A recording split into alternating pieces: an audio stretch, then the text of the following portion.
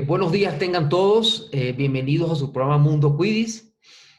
Como decimos, cada semana tenemos un programa especial. Hoy es un programa súper especial, con un personaje ya conocido, ya de la casa de Quidditch, porque ya ha estado en este programa anteriormente.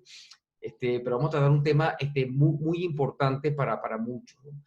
Realmente a la fecha se habla de que hay unos 388 millones de personas contagiadas de COVID. Se habla de cerca de 5,7 millones de personas que han fallecido por el COVID. Más se presupone que son mucho más las cifras de personas contagiadas y fallecidas porque a muchos no se han podido contabilizar en todos nuestros países. Solo en México se habla más de 5 millones de contagiados y ya más de 300,000 personas fallecidas. Entonces, pero también se habla mucho de la cantidad de personas que se han recuperado, ¿no?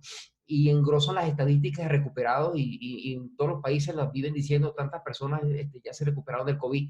Pero ¿qué tan cierto es eso? O sea, realmente es una parte que sí nos ha venido preocupando porque hay mucha información de secuelas que sufren las personas, de personas que han pasado el COVID y después tienen ciertos síntomas, ciertas cosas que les ocurren en su organismo. Y de eso vamos a hablar hoy y vamos a hablar de una forma muy concreta. Y para ello tenemos de invitado al doctor Luis Espinosa Sierra. Bienvenido, Luis. Gracias, Luis, muy amable a Quidditch por la invitación. Sí. El doctor Luis Espinosa Sierra, él es médico cirujano, graduado en la Universidad de San Luis Potosí, creo.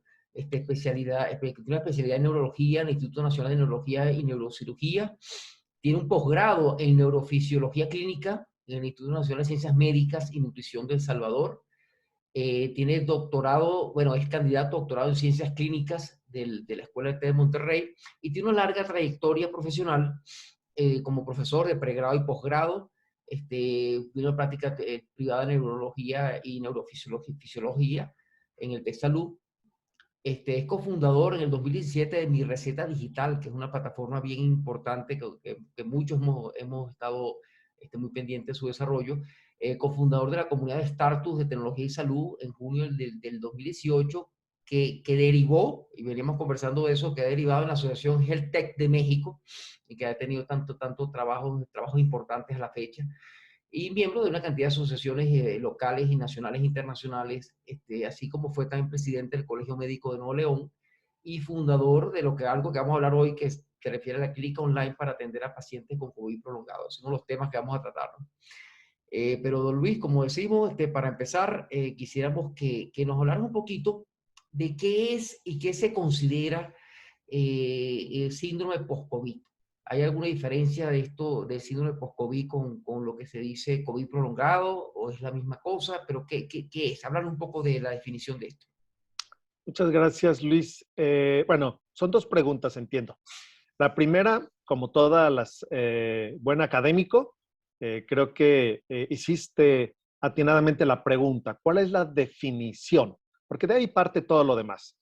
Y bueno, desde el 2020 finales hubo quienes empezaron a hablar de estos síntomas post-COVID y finalmente el SIPCO o síndrome post-COVID, que es como yo prefiero llamarle, se define por la presencia de signos y síntomas clínicos que persisten o incluso que aparecen durante o después de un cuadro infeccioso agudo de COVID-19 y que duran más de 12 semanas, pero además que no se pueden explicar por un diagnóstico alternativo, es decir, por otra condición de salud. Eso está publicado en la revista Neurología en el 2021.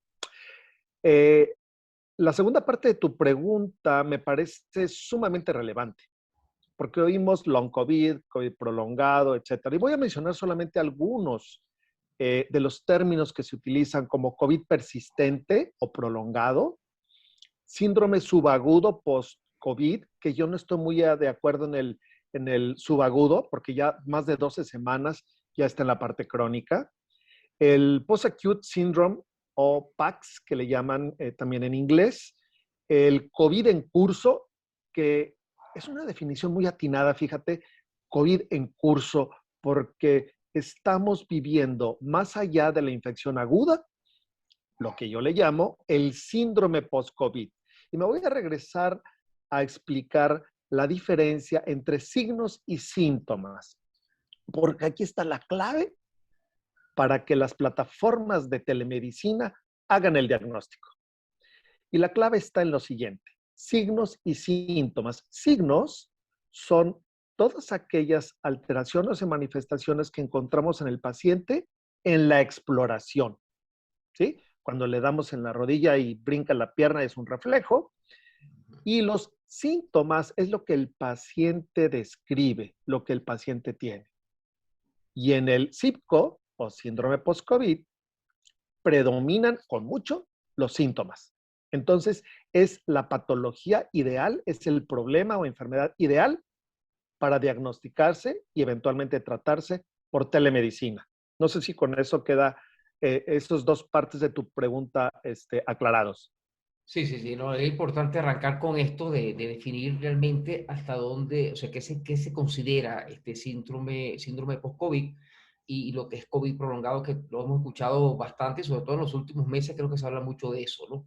Ahora, una pregunta, Luis, ¿qué nos puedes decir de la cantidad de personas que pudieran tener esta dolencia, que tengan este síndrome post-COVID?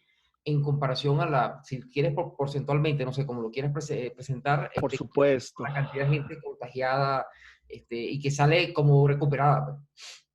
Sí, mira, hay cifras conservadoras y yo sería muy cauto en este sentido para no alarmar de más. Yo le digo a mis pacientes, a mí no me gusta andar asustando a la gente.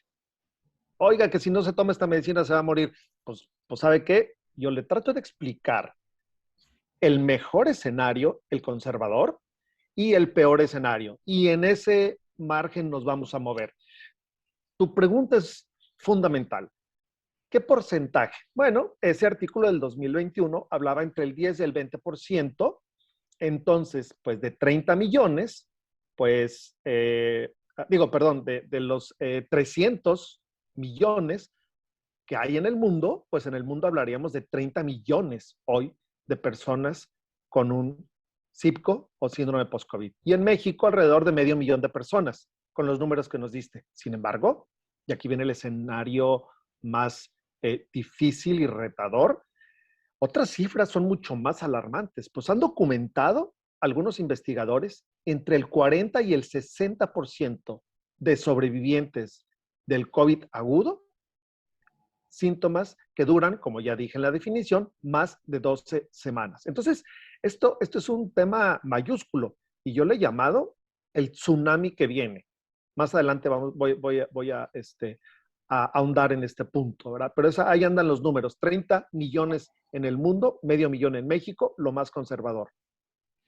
No, es una cifra definitivamente alarmante, aunque muy realista. O sea, creo que muy pocos pueden decir que no conocen gente o familiares o amigos que tengan COVID y que no tengan algún tipo de reacción posterior o que le digan que, oye, tienen problemas para dormir, que tienen les quedó un problema de cansancio permanente. Entonces, hemos escuchado muchísimos casos. Yo menciono uno de los primeros que yo conocí en España, de un médico muy amigo de la familia que estuvo bastante grave, ¿no? Estuvo entubado y todo, salió recuperado, lo sacaron en la prensa con grandes noticias, y eso hace más de un año y todavía él no ha podido trabajar. Él quedó con un problema de retención de memoria y de que lee algo y se la va inmediatamente, o sea, y es médico y no ha podido ejercer su profesión en más de un año porque le quedó esa dolencia, aun cuando en la cifra apareció como recuperado, ha tenido problemas serios después. Y hemos conocido casos de personas incluso que han fallecido meses después por complicaciones. Correcto. Y cuyo origen inicial es el COVID, pero no entran en las estadísticas de fallecidos de COVID. Sí. Esto es todo un tema ahí. Pero ¿qué nos puede decir cuáles serían los síntomas más frecuentes en los pacientes con COVID en la fase aguda? Mira, como neurólogo voy a enfocarme evidentemente y voy a mencionar la parte de los síntomas neurológicos, sin olvidar que esto que me ha llevado a ver el COVID prolongado es porque una gran cantidad de pacientes desarrollan estos síntomas y bueno, pues todos conocemos la anosmia, dificultad o incapacidad para percibir los aromas, olores, el dolor de cabeza, la discapacidad o dificultad para distinguir los sabores, que es la disgeusia, la debilidad o falta de fuerza, mialgias, dolores musculares. También puede haber otros que yo tuve COVID y tuve alucinaciones, tuve insomnio, tengo pacientes con polineuropatías que pueden ser parte de la debilidad, es decir, esta debilidad puede ser debida a afectación de los nervios periféricos, quedan con debilidad, dificultad para caminar, para mover los brazos. Hay casos más graves, con convulsiones e incluso con infarto cerebral. Ese es a grandes rasgos las manifestaciones neurológicas de la fase aguda del COVID. Ok. Mira, ¿y cómo se puede diagnosticar a una persona que tenga COVID prolongado? Bueno, Luis, pues mira, aquí es justamente donde entra Cuidisalud y las plataformas de Health Tech, porque, como decía hace un momento, predominan los síntomas, es decir, lo que el paciente siente. Por lo tanto, cualquier clínico con una entrevista breve, cualquier clínico con conocimiento, y perdón, voy a aclarar, que crea que existe el síndrome post-COVID, porque ese es otro tema que abordaré más adelante, quienes creen que no existe. Bueno, una entrevista breve sobre los síntomas antecedentes del COVID, como no hay un marcador biológico, es decir, pues para el COVID puede ser positivo o negativo. Es decir, si alguien está embarazado, pues le sale positiva la prueba de embarazo y se acabó.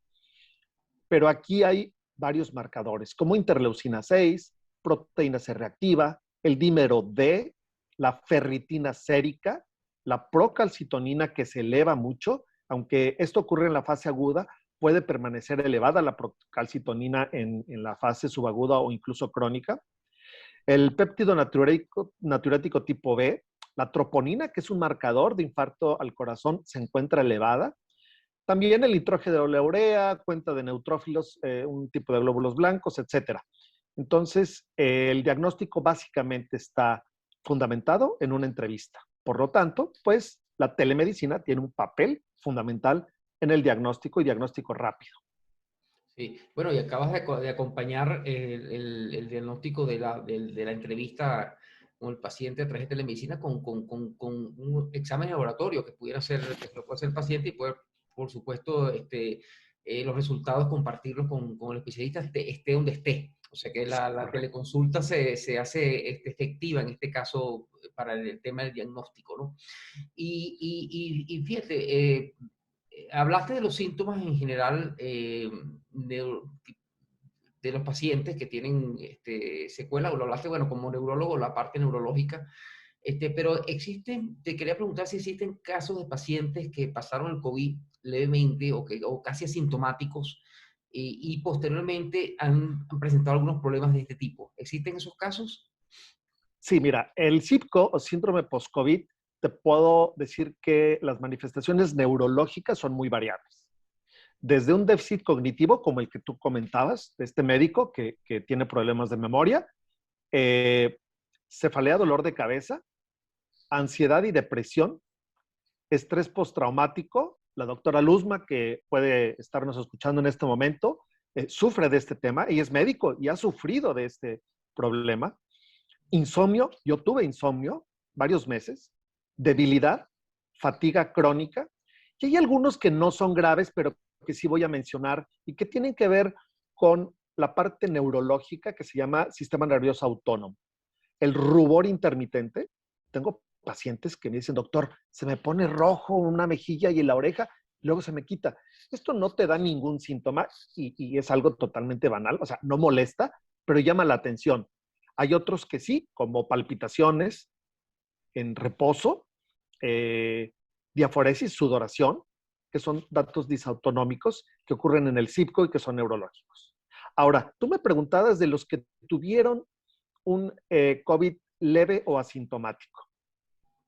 Luis, Sí. a nuestro público que nos escucha, porque por ahí estoy viendo que hay gente que nos está saludando de Sudamérica, mucho gusto allá en Argentina y en Perú que nos están escuchando. Ya estoy viendo aquí algunos saludos en las redes. Existen pacientes que sí tuvieron un cuadro de COVID muy leve, Sin embargo, yo hablaba hace un momento del gran tsunami que viene, es por la prevalencia. ¿Qué es esto? La incidencia son los casos nuevos, digamos los casos que tienen COVID agudo, y la prevalencia son los que se van acumulando. Y aquí está el gran problema. Este es el gran problema, porque se nos están acumulando. Yo hablo de un porcentaje muy conservador, que es el 10%, pero es el 10% de todos los nuevos casos que se van agregando. Es decir, es un número que está creciendo y se están acumulando. Claro. Y el tercer elemento de tu pregunta yo lo contestaré de la siguiente forma. El mayor problema que enfrentan los pacientes es un tema laboral, escolar y familiar. ¿Por qué? Nadie nos cree los síntomas. Ese es un grave problema. Y ese es un problema que hoy está afectando a la gran mayoría, y ahí me atrevo a decir, 60 o 70% de los pacientes con COVID prolongado, porque no nos creen. Yo tengo migraña. Y en casa no me creen que tengo migraña hasta que me ven vomitando. Y esto es desastroso para los que tienen COVID prolongado. Porque como es debilidad, dicen, ay, mira, quiere incapacidad y no quiere regresar a trabajar. No, señor. Es una debilidad real. Es decir, el post-COVID, el long COVID existe. Entonces, esta pregunta es muy importante, Luis. Yo creo que el mayor problema no es tanto el diagnóstico, porque lo podemos hacer por telemedicina de una manera sencilla, con algunos laboratorios. El gran problema que enfrentamos y que enfrentan los pacientes es que nadie les cree. Y en eso tenemos que trabajar.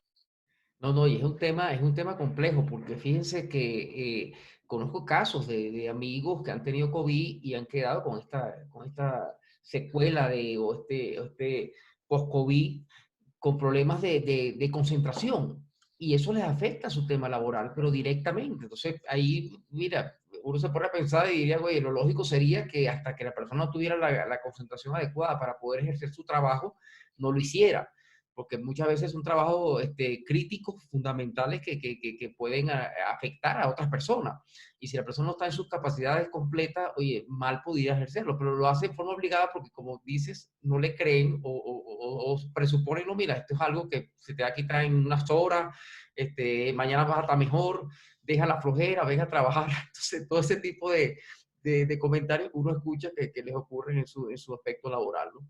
Entonces, fíjate, y ahora, para este caso de las personas que se han diagnosticado, que logran hacer el diagnóstico de COVID, o de post-COVID, perdón, de síndrome de post-COVID, ¿qué tipo, existen algunos tratamientos para esas personas que hasta ahora tienes tú de conocimiento y de experiencia sobre el tema? Sí, mira, esta pregunta yo la voy a dividir, la respuesta la voy a dividir en dos partes. La primera es el tratamiento farmacológico y la segunda, tratamiento no farmacológico. ¿Sí? Y quiero subrayar que los dos son igualmente importantes.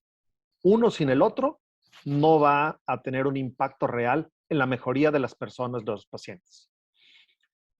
En los farmacológicos también debo aclarar para todo nuestro público, yo soy fiel seguidor de la medicina basada en evidencia científica.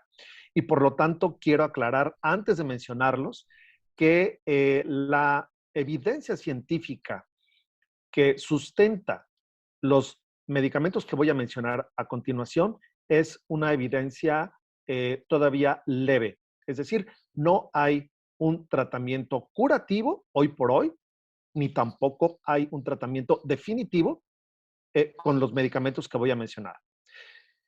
Hay, desde luego, inmunomoduladores, y para eso nos sirven los laboratorios, perdón. Una vez que tenemos los estudios de laboratorio, podemos saber si el paciente está todavía con alguna reacción inflamatoria. Por eso son inmunomoduladores, moduladores mitocondriales, como la coenzima Q10. Si son mialgias, dolores, bueno, pues analgésicos. Si el tema es de salud mental, hay ansiolíticos, antidepresivos, pero también hay un grupo de medicamentos que son específicos y quiero ser muy claro para el público que nos escucha. Veo aquí saludos de Castilla en España. Muy bien, saludos para allá. Y Madrid también. Muy bien, saludos para allá, que ya es tarde. Bueno, los medicamentos que voy a mencionar a continuación son específicos para determinados síntomas. Y quiero aclararlo, no es que alguien que tenga COVID prolongado puede tomarlos todos. Eh, Rintatolimod es uno de los medicamentos que se utilizan como inmunomoduladores. Midodrina para pacientes que tienen hipotensión o síntomas disautonómicos, igual que la fludrocortisona. Algunos bloqueadores H1 y H2, así como antagonistas de leucotrienos.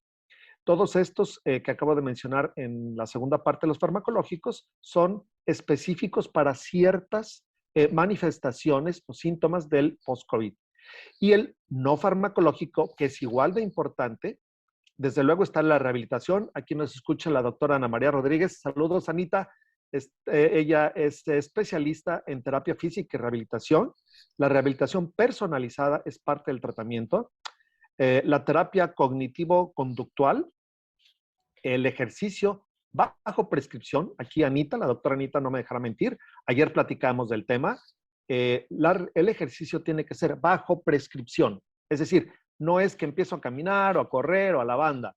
Requiere prescripción en el paciente post-COVID para evitar complicaciones. Entonces, esos son los tratamientos que tenemos disponibles hoy en día. O sea que definitivamente, señores, una mezcla permanente, ¿no? Que hay que hacerla así, entre fármacos y tratamientos no farmacológicos que tienen que ver con ejercicio, con ciertas terapias que tienen que definitivamente darle a los especialistas, porque ese es el tema, ¿no? Que la gente, ahorita hay tanta información y como decimos, doctor Google está permanentemente acechándonos en las redes. Mucha gente busca consultar al doctor Google y hacerse su propio tratamiento y realmente es un tema delicado porque puede haber consecuencias. Fíjense que mencionaste algo muy interesante con el tema deportivo. Conozco muchos amigos que hacen deporte, de atletas y maratonistas que pasan el COVID y salen a correr inmediatamente, entonces, y algunos han tenido situaciones complicadas después. Es un tema delicado, pues. Definitivamente hay que hacerlo. Ahora la pregunta que nos hacemos nosotros, ¿existen iniciativas de organizaciones? Y ahí te quiero entrar en el tema de lo que nombré en tu currículo inicial, que vayan a hacer estos tratamientos, estos diagnósticos y tratamientos a los pacientes que puedan acudir ahí. Háblanos un poquito de esa iniciativa de la clínica online. Mira, lo voy a dividir otra vez tu pregunta en dos partes. Uno, porque existen más de 20 países con alguna iniciativa o iniciativas, la mayoría, y quiero aclarar y quiero felicitar a quienes hoy nos están escuchando del otro lado del Atlántico, incluso en Asia. Aquí hay un saludo muy bien de Singapur, ok. Bueno, hay 20 países o más de 20 países identificados.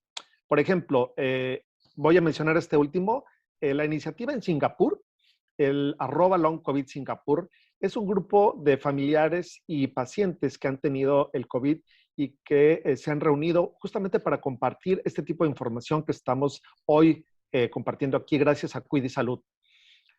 Japón, Long COVID Japan, @LongCovid Japón, es otra iniciativa. Long COVID Sudáfrica. En Perú está Sadid Vela, que también está por aquí conectada. En México está si quieren, @COVID Comunidad, es la mexicana, @COVID Comunidad. En Madrid y en Castilla está COVID-paciente.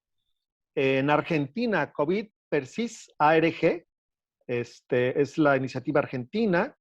En Irlanda, Long COVID IRL, @Long COVID IRL, es en Irlanda. En North Carolina, Charlotte, es Long COVID FAM, es un grupo de familias, familiares de pacientes.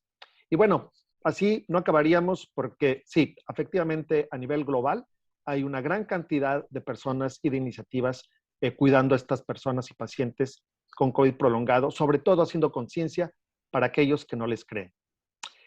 Y para cerrar, bueno, pues muchas gracias por la invitación y muchas gracias por darme la oportunidad de hablar unos pocos segundos de esta primera clínica online para pacientes con síndrome post-COVID y creo que es la primera en Latinoamérica.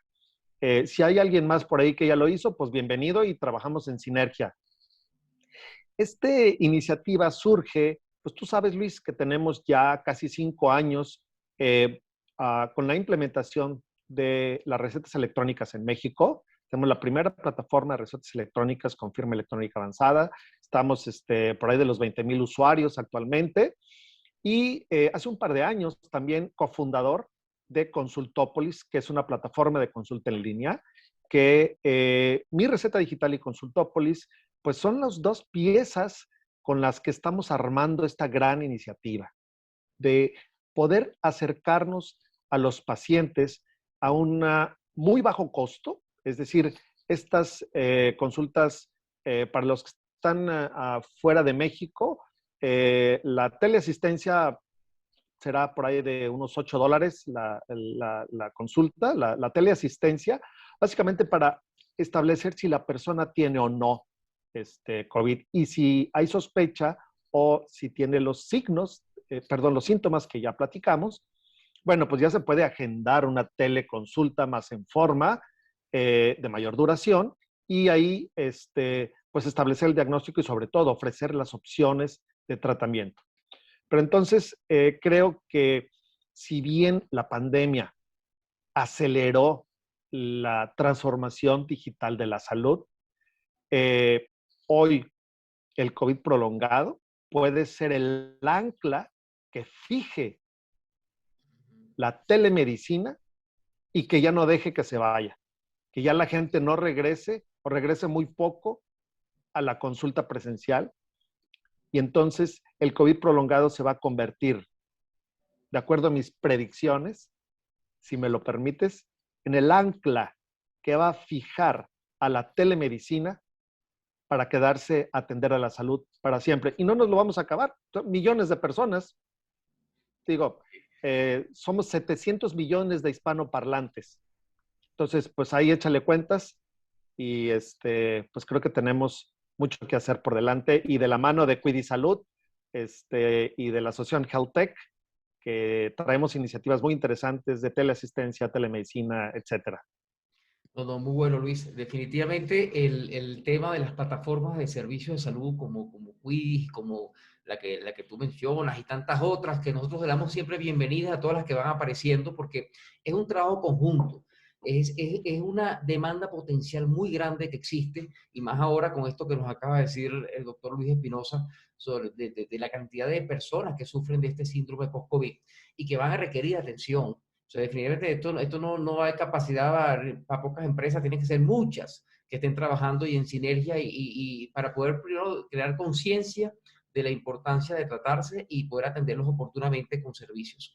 Nosotros de Cuisalud también vamos a hacer un lanzamiento y ya lo anuncio de una vez aquí en las próximas semanas, donde la plataforma y va a tener un servicio de atención inmediata que va orientado a lo que dices, Luis, va a ser una orientación corta de 5 o 20 minutos también con un precio muy especial. Y la idea es que esa sirva para que después de ahí pase a una consulta de cita, ¿no? Y definitivamente, bueno, además está decir que están totalmente invitados a que la clínica online de atención al síndrome post-COVID sea uno de los miembros dentro de QUIS para que se potencien a través de nosotros. Así que los ayudaremos en todo lo posible. Luis, como siempre, te tomo la palabra, ¿eh? Te tomo la palabra. Claro que sí. Y último mensaje que quiero hablar, inclusive hablando del tema que quedó sin yo tomé nota aquí al lado, de la cantidad de personas que no creen en el síndrome post-COVID. ¿Qué les puedes decir?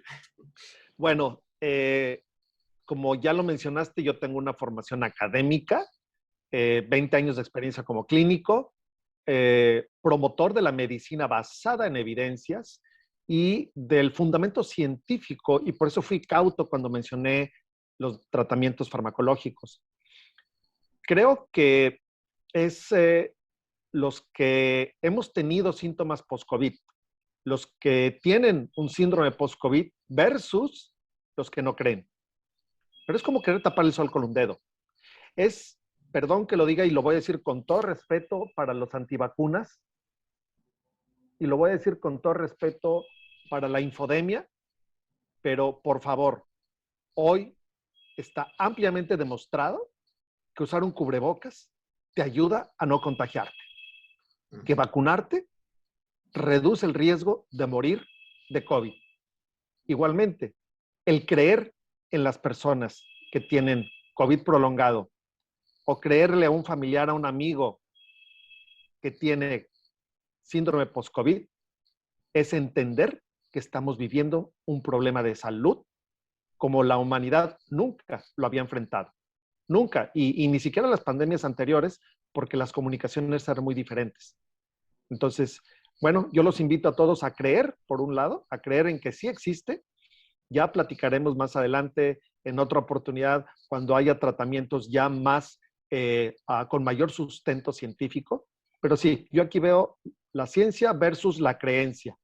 Entonces, pues, eso es lo que yo les diría a los que no creen en el post-COVID, que sí, sí existe, es real, y es el tsunami que viene. Sí. No, y fíjate que comentas algo interesante porque muchos de los argumentos de los que antivacunas, inclusive hablan de que no, que las vacunas son las que van a ocasionar cientos de enfermedades o una cantidad de problemas en el futuro, y cuando realmente lo que se conoce hasta ahora y se ha demostrado clínicamente son las personas que le ha dado COVID tienen una cantidad de problemas hacia el futuro, y por lo tanto el tema de la vacuna sigue siendo algo bien importante, y ojalá se siga perfeccionando y la gente siga agarrando conciencia y sean muchos más personas que en el mundo que estén vacunadas con lo que vaya saliendo, pues, con tal de que mejore y corra menos riesgo, ¿no? Pero, ajá, dime. Nada más un puntico para usar el diminutivo colombiano-venezolano. Un puntico que se me ha olvidado. Como Santo Tomás, ver para creer. Es lo que yo les diría a los antivacunas y a los que no creen en el COVID prolongado. Ok, ver para creer. Hoy existen fotos de partículas virales de COVID, partículas virales de COVID, en una membrana citoplásmica. Es una membrana que está en el citoplasma de una célula endotelial, que es la pared interna de los capilares sanguíneos del cerebro. Es decir, hoy hay fotografías de virus dentro del cerebro. Ahí están en mis redes sociales, y te puedo compartir para que en Cuidis también compartan esa foto. A mí me impresionó porque sí, yo me imaginé cuando tuve COVID en 2020, dije, caray, yo tuve estas cosas dentro de mi cerebro. Ya me explico que tuve alucinaciones, insomnio y todo lo demás. Sí. Sí, porque y eso no lo mencioné, el COVID causa encefalitis y puede dejar secuelas permanentes.